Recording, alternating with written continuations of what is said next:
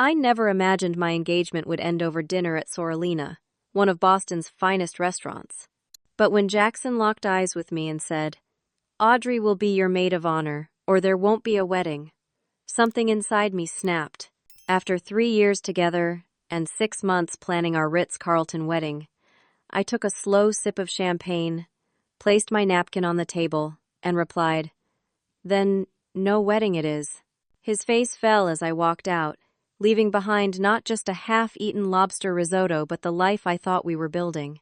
I met Jackson Thompson at a charity gala benefiting Boston Children's Hospital.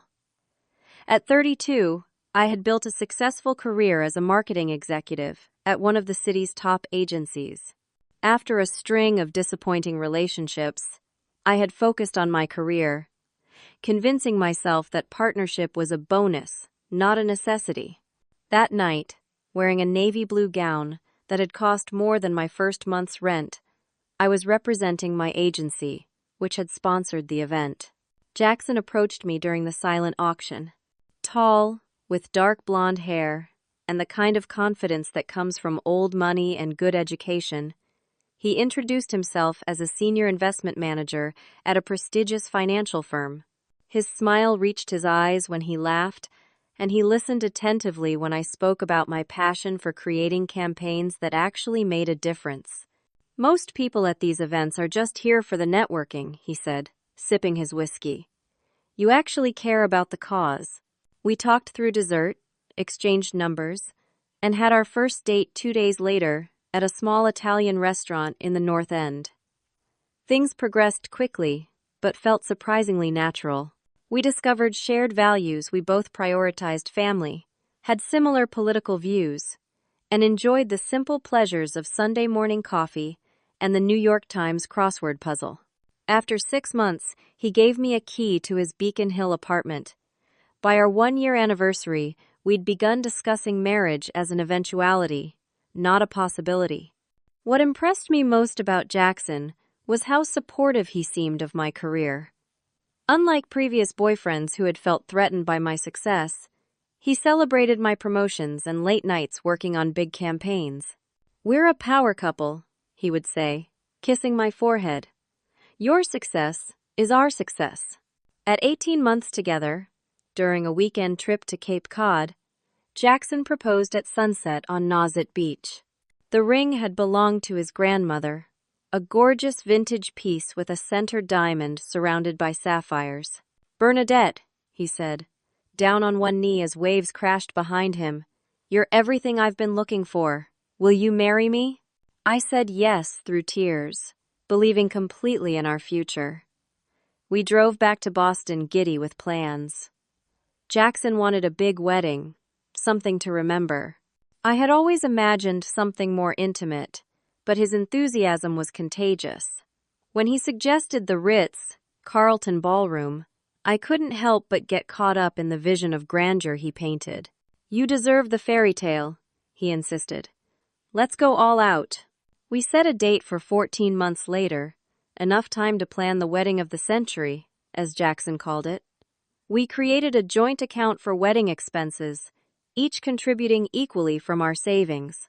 The guest list quickly grew to 200 people, his family from Connecticut, my relatives from Pennsylvania, colleagues, and friends from college and beyond. I threw myself into wedding planning, coordinating with the Ritz event planner, a meticulous woman named Caroline, who seemed to anticipate every need. We selected a sophisticated color palette of navy, silver, and white.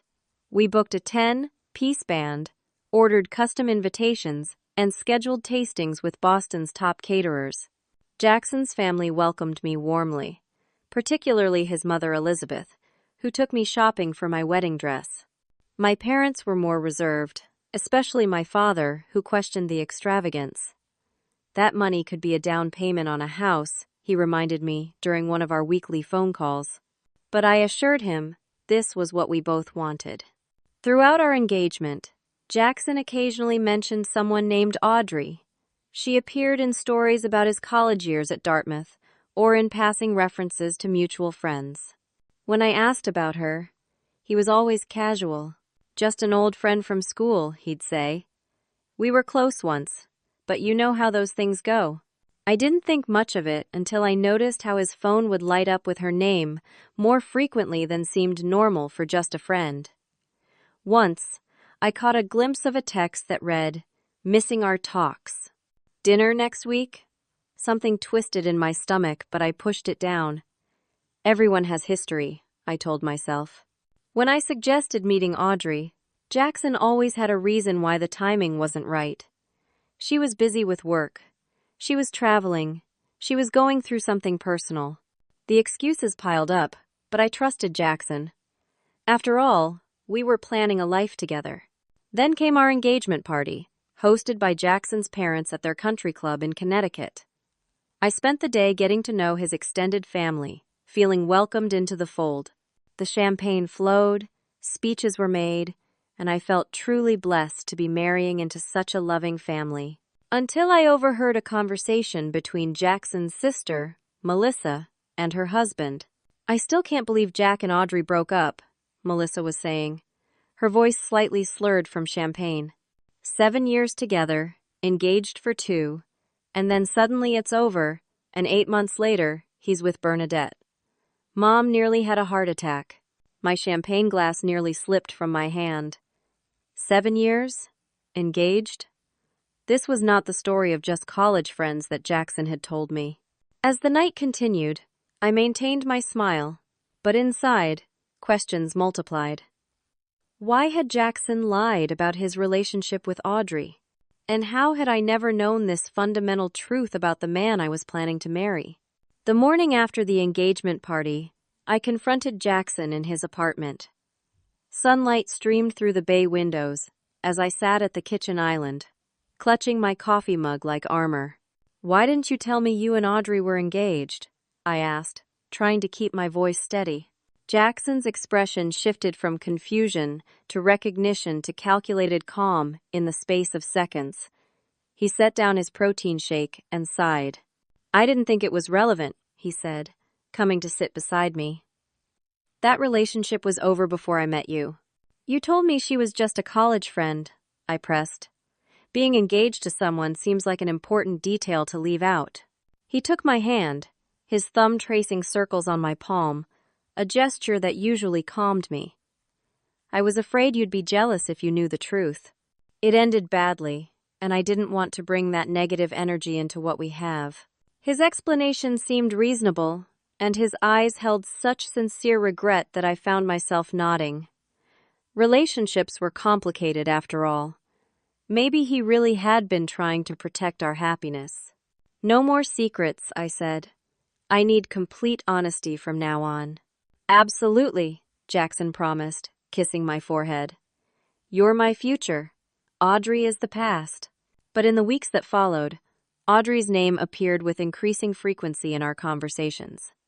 Jackson mentioned running into her at his gym. She had apparently started working for a client of his firm. They'd bumped into each other at their favorite coffee shop. Each coincidence seemed minor on its own, but together they formed a pattern I couldn't ignore. Still, wedding planning continued. We had already put down non-refundable deposits totaling over $20,000. Save, the dates had been mailed. My dress was being altered. Then came the cake tasting.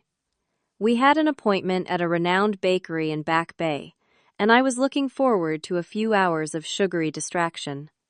The night before, Jackson cleared his throat during dinner. "I was thinking Audrey could join us tomorrow," he said casually. "She has amazing taste in desserts, and I know she'd love to be involved." I set down my fork. "Why would your ex-fiancé be involved in our wedding planning?" Jackson looked wounded. "She's still a good friend, Bernie. I thought you were okay with that." "Being okay with you having female friends doesn't mean I want them participating in our wedding decisions," I countered. Jackson dropped the subject, but at the cake tasting, he was distracted, texting constantly.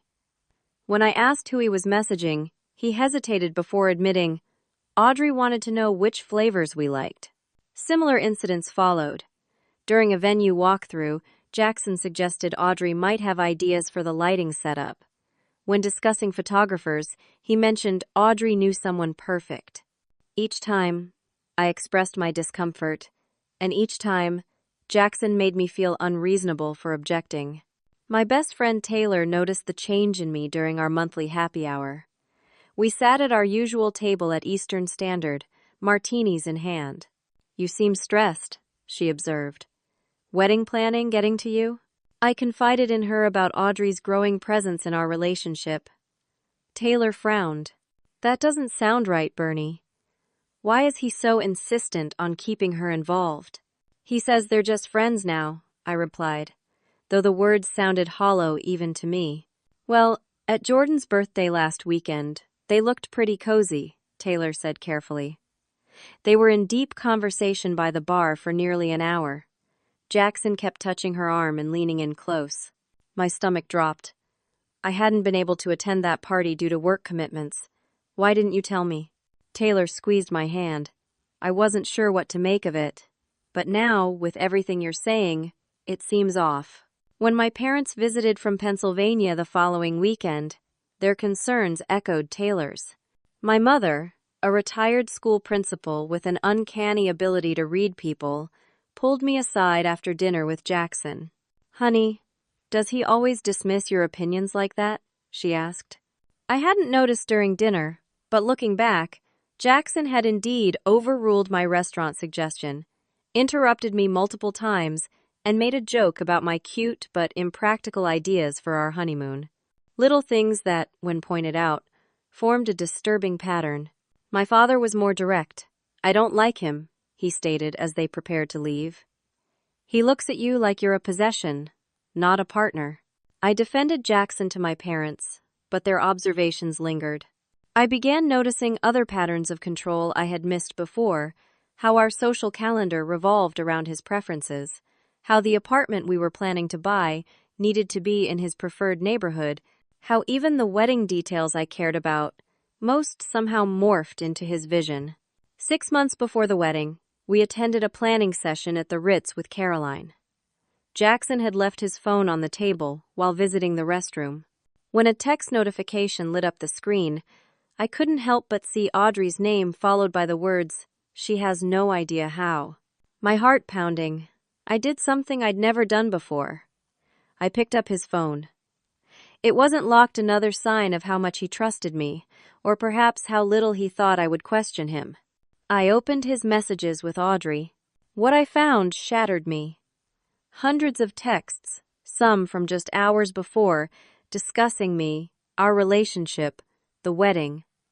Audrey asking if he was still going through with it. Jackson complaining about my neediness and insecurity. A whole thread critiquing my appearance. My hair was too frizzy. I had gained weight since we met. My fashion sense was trying too hard.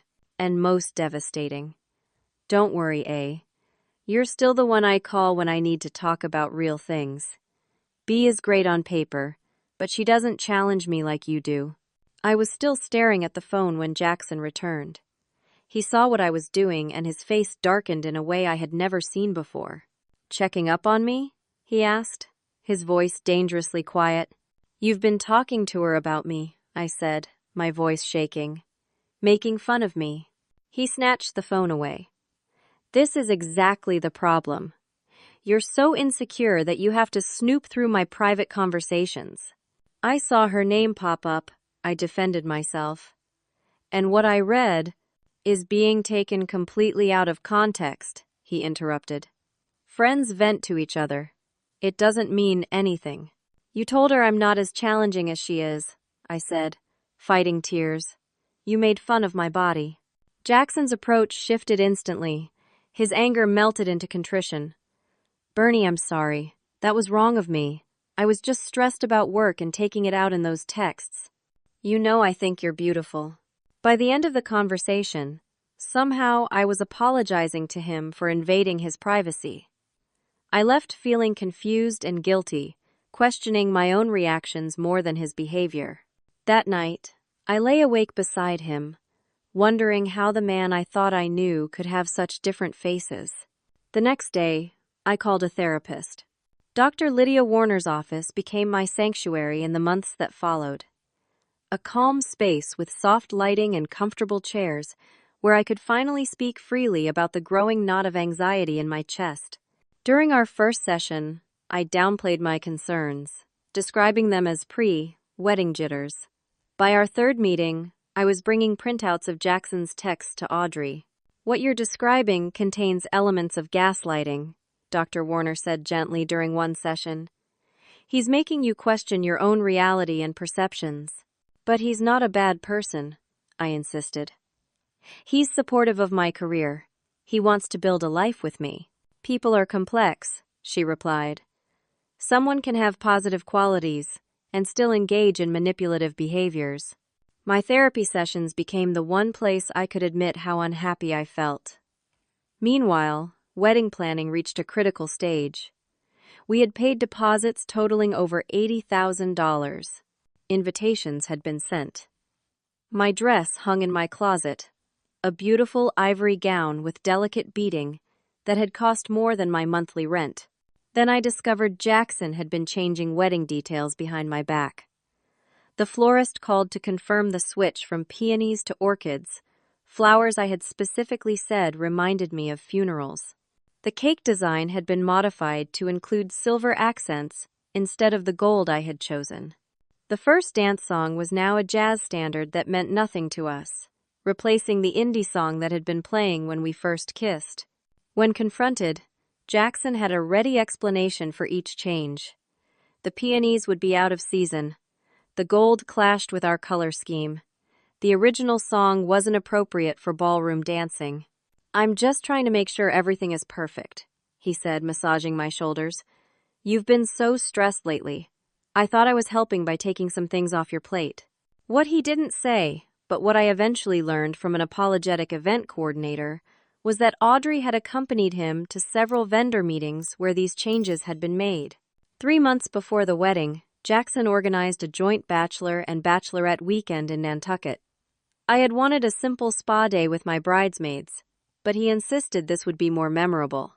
I should have known something was off when he handled all the arrangements himself. We arrived at a stunning beachfront property on Friday afternoon. My bridesmaids Taylor, my sister Gwen, and 2 college friends settled into one wing of the house, while Jackson's groomsmen took another. The first shock came at dinner when Audrey walked in, dressed in a white sundress that made my heart sink. "I hope you don't mind," Jackson said, his arm around me in a way that felt more possessive than affectionate. I invited Audrey to join us. She knows all the best spots on the island. I pulled him aside while others ordered drinks. "You invited your ex to our wedding weekend without asking me?" "She's just a friend now," he insisted. "And she's helping with the wedding anyway." It made sense. Helping with the wedding? Since when? His expression hardened slightly. "Bernie, you're being dramatic. Everyone's getting along fine except you." The weekend became an exercise in emotional endurance. Audrey seemed to be everywhere, suggesting activities, dominating conversations, reminiscing about experiences with Jackson that pointedly excluded me.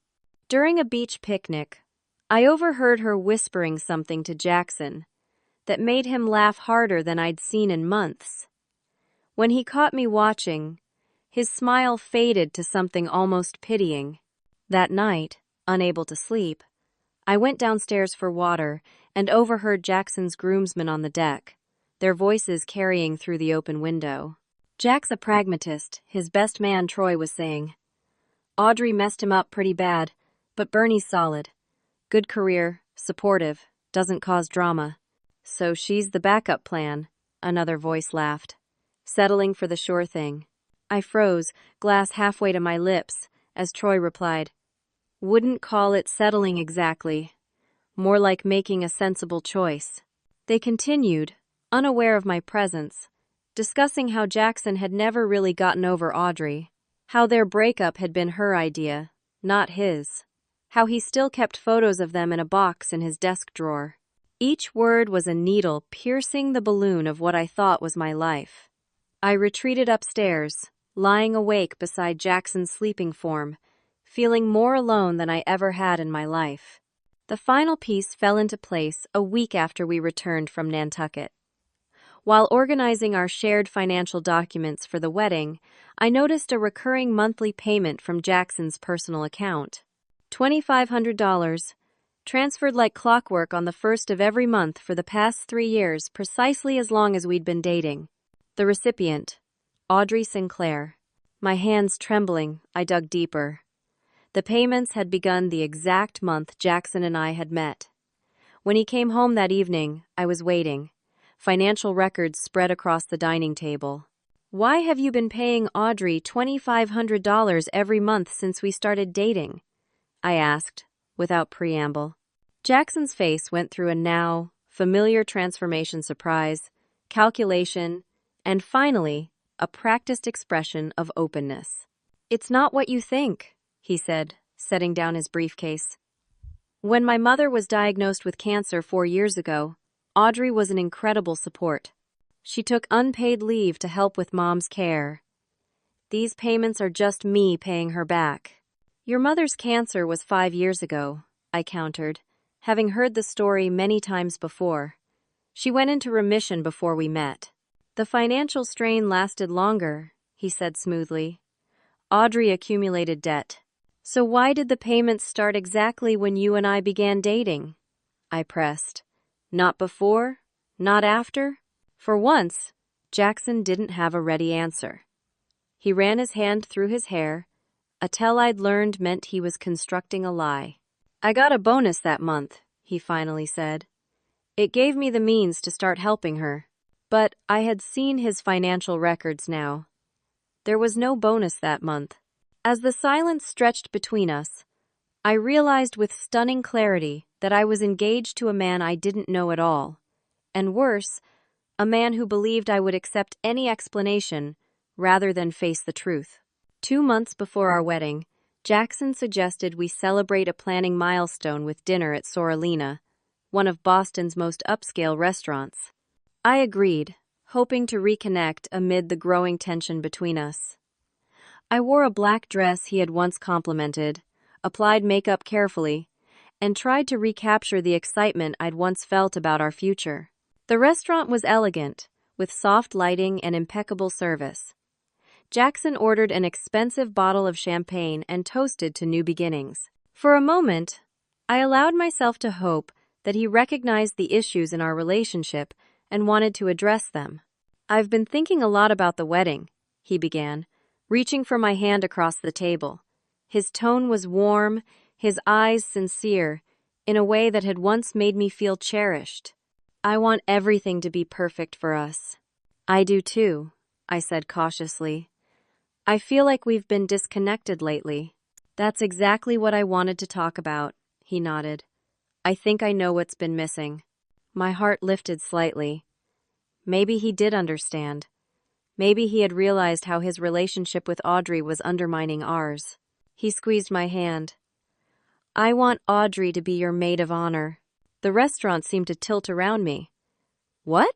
"She's been such an important part of my life," Jackson continued, as if suggesting something completely reasonable. "Having her stand beside you would mean everything to me." "Jackson," I said carefully, "Audrey is your ex-fiancé. I already have a maid of honor, Taylor, my best friend since college." His expression hardened slightly. "Taylor doesn't even like me." "This isn't about Taylor," I countered. "It's about the fact that you want your ex to be my maid of honor. Do you understand how inappropriate that is?" "What's inappropriate is your constant jealousy," he said, his voice taking on an edge I'd heard more frequently lately. "Audrey is family to me. She's been helping with wedding planning for months." Behind my back, I reminded him, making changes I didn't approve. "Changes that improved things," he corrected. "Bernie, I'm not asking for much. Just include Audrey in the wedding party. It would mean so much." Nearby diners were beginning to glance our way as Jackson's voice rose. I tried to de-escalate. "I understand she's important to you, but—" "No buts," he interrupted. "I've decided this is non-negotiable. Either Audrey is your maid of honor, or there's no wedding." The restaurant fell quiet, or perhaps it was just the blood rushing in my ears. I stared at the man across from me, the man I had agreed to marry, to build a life with, and suddenly saw him with complete clarity. This wasn't love. This was control. This was manipulation. This was a pattern that would continue long after we said our vows. Before I could respond, Jackson's phone lit up on the table. He moved to silence it, but not before I saw Audrey's name on the screen.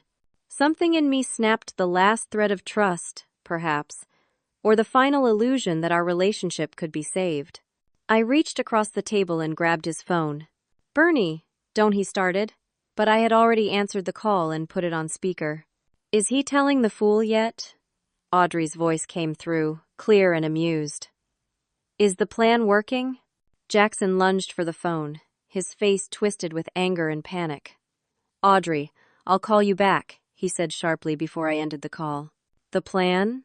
I echoed, my voice unnaturally calm.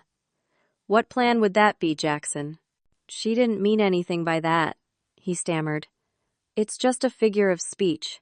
But the pieces were falling into place, the control, the financial payments, the constant presence of his ex in our relationship.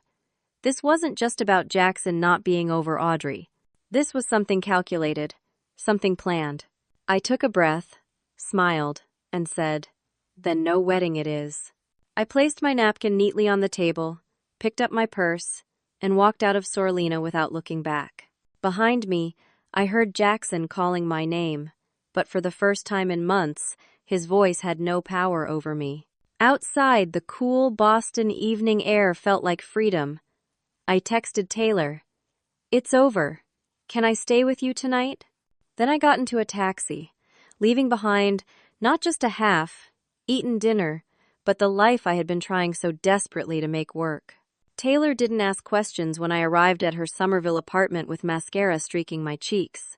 She simply opened a bottle of wine, handed me her softest sweatpants, and listened as I poured out everything: the ultimatum, the phone call, the sudden clarity that my relationship had been built on manipulation. "I should have seen it sooner," I said, curled on her couch at 3 a.m. There were so many red flags. "Abusers are experts at making you doubt yourself," Taylor replied, her voice gentle but firm. "And that's what he is, Bernie. Maybe not physically, but emotionally? Absolutely."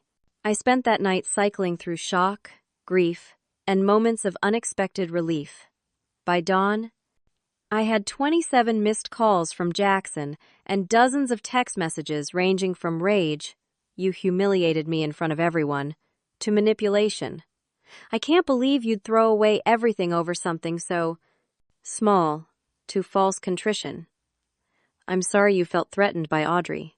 Not once did he say he loved me and wanted to make things right. That morning I made 2 calls. First to my therapist, requesting an emergency session. Second to Caroline at the Ritz-Carlton, explaining that the Thompson-Adams wedding was officially canceled. "I'm so sorry, Miss Adams," Caroline said, her professionalism not quite masking her sympathy. "May I ask the reason for the cancellation? It might affect how we handle the deposits." "The groom insisted his ex-fiancé be my maid of honor," I said, surprising myself with a small laugh. When I refused, he said there would be no wedding.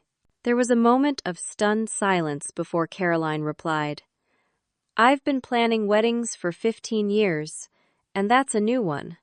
Let me see what I can do about your deposits." After hanging up, I opened my laptop and created a spreadsheet titled "Wedding Dissolution."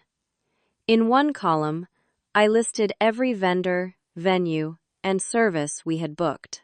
In another, the deposits paid and payments still due. In a third, cancellation policies and potential refunds.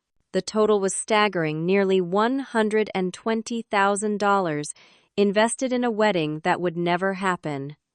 Half of that had come from my savings, built carefully over years of hard work. The financial loss felt like another betrayal. Taylor left for work, making me promise to call if I needed anything. Alone in her apartment, I continued methodically dismantling what would have been the biggest day of my life. I called the florist, the photographer, the band. I emailed the calligrapher who was addressing invitations. With each conversation, the story became easier to tell. The wedding is canceled due to irreconcilable differences. My phone continued buzzing with Jackson's messages. now interspersed with texts from his mother and sister, expressing concern about my rash decision and emotional state. I silenced all notifications and focused on the task at hand. By noon, my therapist had squeezed me in for an afternoon appointment. By 2, I had notifications from our joint wedding account showing large transfers being made. Logging in, I discovered Jackson withdrawing chunks of money, his half of the remaining balance, I assumed, though he hadn't consulted me. When I arrived at Jackson's Beacon Hill apartment that evening to collect my things, I half expected to find him waiting with flowers and apologies. Instead, the apartment was empty, a hastily scrawled note on the counter. At Troy's. Take what's yours. I began packing my belongings, surprised by how little of myself I had actually moved into his space. Some clothes, toiletries, a few books. My life had been gradually shrinking to accommodate his. A realization that brought fresh tears. As I gathered my things from his home office, I noticed a file folder, labeled Prenup, partially hidden beneath magazines. My curiosity overrode my desire for a clean break. Inside, I found documents drafted by Jackson's lawyer, but never shown to me a prenuptial agreement with terms so restrictive it took my breath away. The agreement would have required me to maintain appearance standards, including specific weight requirements. It placed limits on how many days I could travel for work. It gave Jackson approval rights over any career moves I might make. Most tellingly, it protected his assets while giving him partial claim to my future earnings. This wasn't a partnership agreement. It was a ownership contract.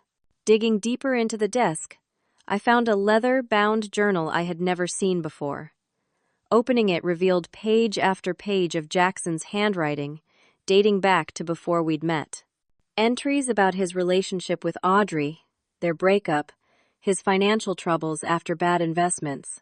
And then, entries about me, how I was perfect on paper, how my connections in advertising could be useful, how I was impressionable enough to be shaped into what he needed.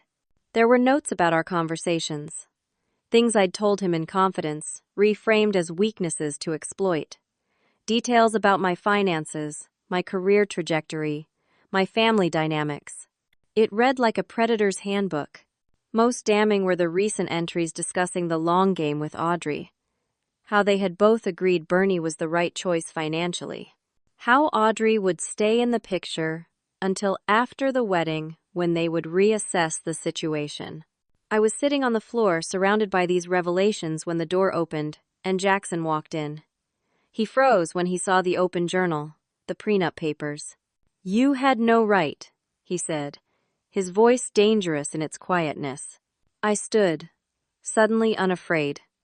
"Neither did you.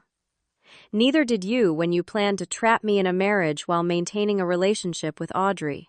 Neither did you when you tracked my finances and career like I was a stock to invest in."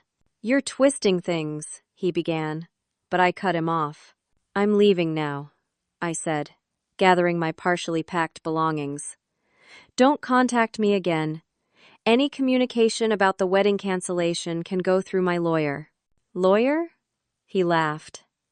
"Don't be dramatic, Bernie. We can work this out." "There's nothing to work out," I replied, moving toward the door. "And for the record, I never liked being called Bernie. My name is Bernadette." As I walked to the elevator, Jackson followed, his voice shifting from dismissive to desperate. "You're making a huge mistake. Do you know how much money we've already spent on this wedding? You're throwing away everything for what, your pride?" I turned to him as the elevator arrived. "Not pride, self-respect, and it turns out that's priceless." The doors closed on his stunned face, and I felt the first genuine smile in months cross my lips. The next few weeks passed in a blur of practical decisions and emotional processing. I moved temporarily into Taylor's spare room, met with my therapist twice weekly, and consulted a lawyer about the wedding cancellation and financial entanglements with Jackson.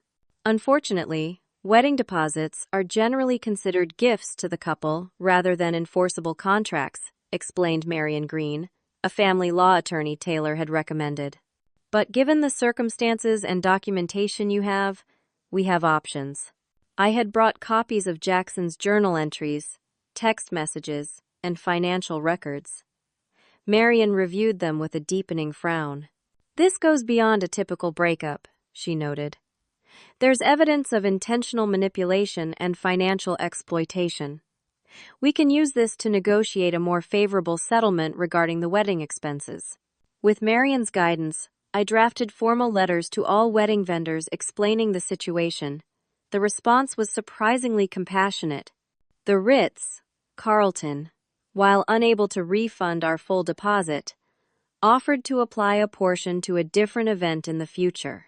The florist, a woman who had gone through her own difficult breakup years earlier, refunded half our deposit as a gesture of solidarity. The photographer agreed to a full refund, minus a small administrative fee. Meanwhile, I faced the uncomfortable task of informing guests that the wedding was canceled. I drafted a simple email explaining that due to circumstances beyond my control, the wedding will not take place. For closer friends and family, I made phone calls, sharing as much or as little as felt appropriate. My parents drove up from Pennsylvania the weekend after the breakup, helping me move my things into a short-term rental while I looked for a more permanent solution. My mother, who had always been reserved with her affection, held me tightly as I cried. "I'm so proud of you for walking away," she whispered. "That takes more courage than staying would have." My father, practical as always, helped me create a financial recovery plan. "Think of it as an expensive education," he said, as we reviewed my savings and budget. Some people spend their whole lives not learning what you just did about self-worth. At work, I threw myself into projects, grateful for the distraction. My boss, sensing something was wrong, took me to lunch, where I gave her a simplified version of what had happened.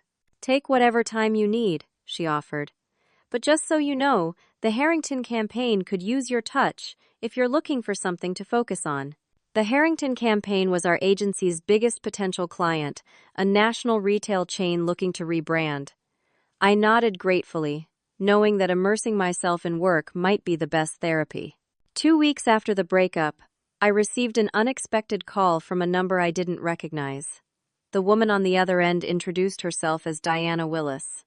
"You don't know me," she began hesitantly, "but I used to be engaged to Jackson Thompson before Audrey." My heart rate quickened. "How did you find me?" "Your name was in the newspaper announcements section. When I saw Jackson was engaged again, I felt I needed to reach out." She paused. "Is there any chance we could meet?" We arranged to meet at a quiet cafe in Cambridge, far from Jackson's usual haunts. Diana arrived first, a poised woman with dark hair and intelligent eyes that carried a wariness I now recognized in my own reflection. "I should have warned the others about him," she said after we exchanged awkward greetings. "But I was too ashamed, too eager to put it behind me." "Others?" I echoed. Diana nodded grimly. "You're not the first after me and Audrey. There was Amanda in New York, Sarah in Chicago. Each time, the same pattern: successful women with promising careers and substantial savings. Each time, a whirlwind romance leading to an engagement with an extravagant wedding. Each time, control that tightened so gradually you hardly noticed until it was choking you." She opened her laptop and showed me social media posts, news clippings, and emails from women with stories disturbingly similar to mine. All described Jackson's initial charm, his gradual control, his relationship with Audrey that never quite ended. "Audrey isn't just an ex," Diana explained. "She's his partner in this. They target women, drain their resources, then move on. With you, they were getting more ambitious. Your marketing connections, your client list, your growing investment portfolio." I felt physically ill. "How did you find the others?" "After my engagement ended, I was a mess," Diana admitted. "During therapy, my counselor suggested I look for patterns in Jackson's life. When I started digging, I found Amanda's engagement announcement from just 6 months after I broke things off. I reached out, and we realized we had identical experiences. By the end of our 3-hour conversation, Diana had added me to a private online group with 5 other women who had been engaged to Jackson. Some had broken things off like I had. Others had gone through with the wedding only to divorce within 2 years, financially devastated and emotionally broken. "We've been gathering evidence," Diana explained. "Nothing quite criminal enough for prosecution, but enough to establish a pattern of predatory behavior." I left that meeting with a strange mixture of horror and horror at how calculated Jackson's behavior had been. Relief that I wasn't crazy, that others had experienced exactly what I had. Armed with this new perspective and support network, I approached the financial aftermath of the wedding cancellation with renewed determination. With my lawyer's help, I drafted a formal letter to Jackson with an itemized invoice for my share of the wedding expenses, $58,427.36, and a clear payment deadline. I included copies of Jackson's journal entries about the long game with Audrey and their financial motivations for our relationship, along with statements from 2 of his previous fiancés attesting to similar experiences. The message was clear: pay what you owe, or this evidence becomes public. Jackson's lawyer responded within 48 hours, dismissing my claims as emotional distortions from a jilted bride. I had anticipated this response and was prepared for a longer battle. What I hadn't anticipated was how the connections in our survivors group, as Diana called it, would strengthen me. Amanda, now a financial analyst, helped me identify tax deductions for the wedding losses. Sarah, a public relations executive, advised me on protecting my professional reputation if things got messy. Meanwhile, I threw myself into the Harrington campaign at work, channeling my hurt and anger into creative energy. The client loved my pitch, a rebranding that emphasized authenticity and empowerment, and signed a contract worth twice what we had initially hoped for. My boss was thrilled, and I received a substantial bonus that helped offset some of my wedding losses. 3 weeks after sending my demand letter to Jackson, I learned through mutual connections that Audrey had suddenly ended their arrangement. According to a bartender at their favorite restaurant, they'd had a very public argument where she'd accused him of ruining everything and leaving her with nothing. Further investigation through our network revealed the reason. Jackson had told Audrey he couldn't pay her monthly allowance anymore because he was facing financial demands from me. Without the promise of my marketing connections and financial stability, their partnership had crumbled. The final piece fell into place when Jackson requested a meeting at a neutral location, a coffee shop in downtown Crossing. I brought Taylor along for support and my lawyer on speed dial. Jackson looked diminished somehow, his confidence replaced by a nervous energy I'd never seen in him. "I'll pay what you're asking," he said after awkward greetings, "but I need time, and I need your guarantee that none of this goes public." "Why the sudden cooperation?" I asked, though I suspected the answer. He glanced away. "Audrey and I are taking some time apart, and I've been reflecting on my behavior." Translation: Audrey had left him when the money dried up, and he was desperate to salvage his reputation. "I'll accept a payment plan," I said coolly, with 2 conditions. First, you provide a written acknowledgement of what you did. Second, you agree to therapy with a counselor who specializes in manipulative behavior. "You can't force me into therapy," he protested. "No, but I can make it a condition of keeping your pattern of predatory relationships private," I countered. "Your choice, Jackson."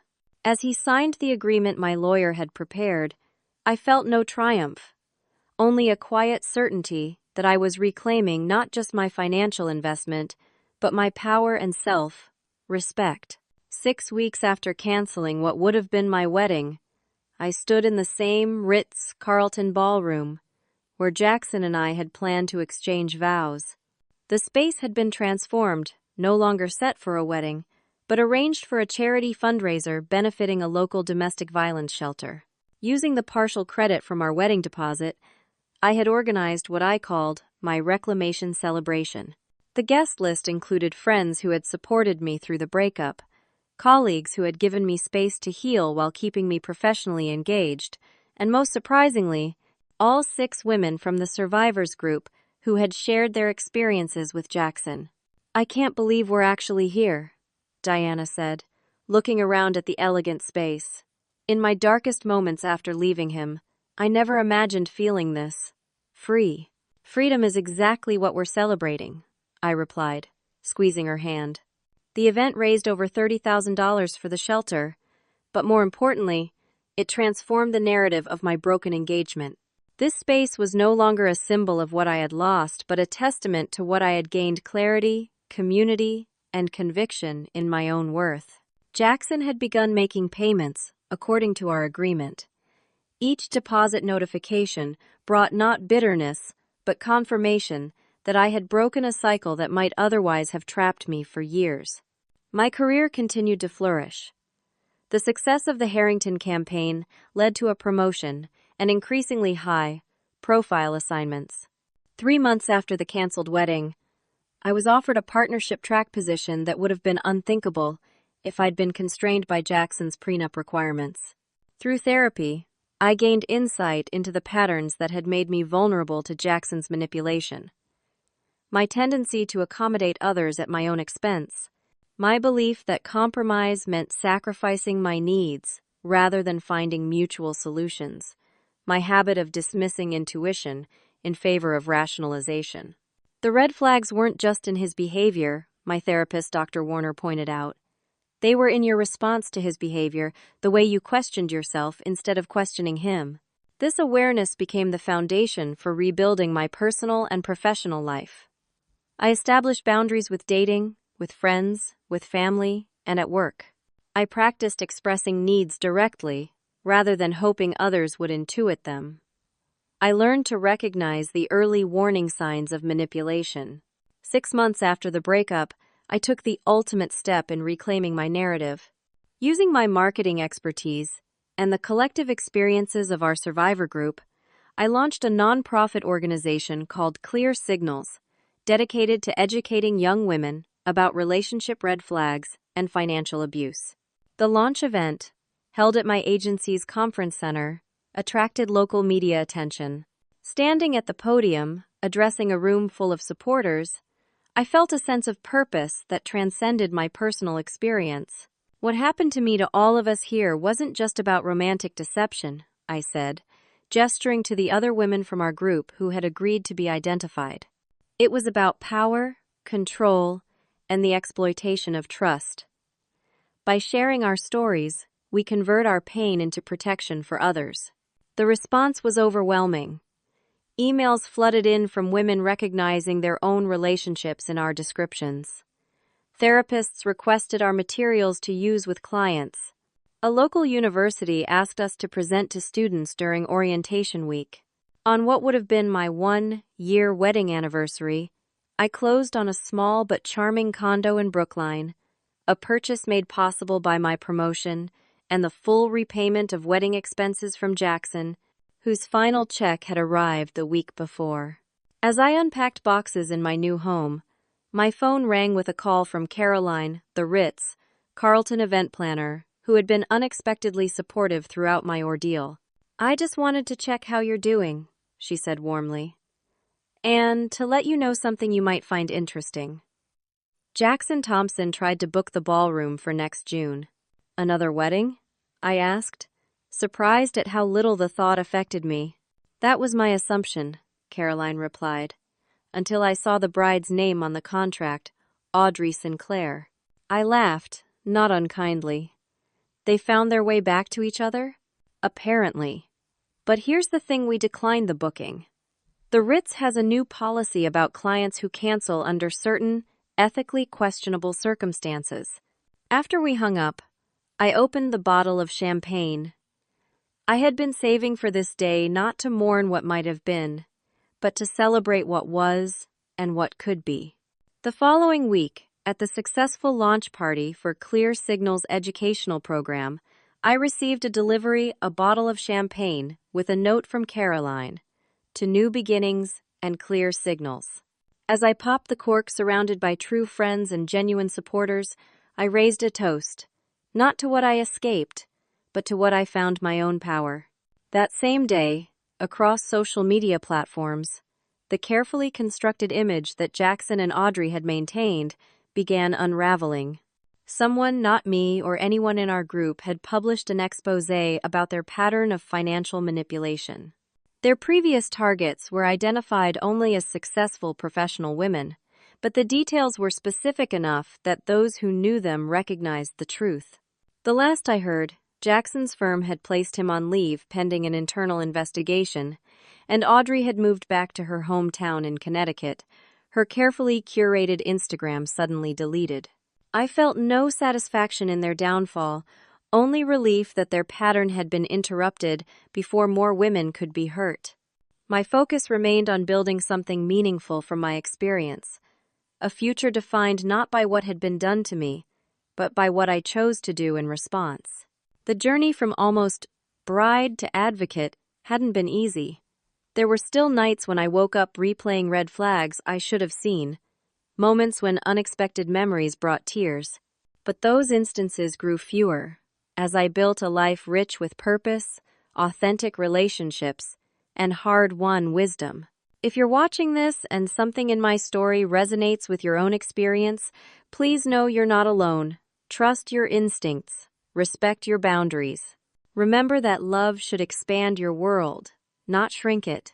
Have you ever ignored red flags in a relationship because you wanted to believe in someone? Share your experience in the comments below. Your story might help someone else recognize patterns they've been dismissing. If this story meant something to you, please like this video and subscribe to our channel for more stories of resilience and reclaimed power. Share it with someone who might need to hear that walking away isn't failure sometimes. It's the first step toward finding your true strength. Thank you for listening to my journey. Remember, the most important relationship you'll ever have is with yourself. Treat it with the care and respect it deserves.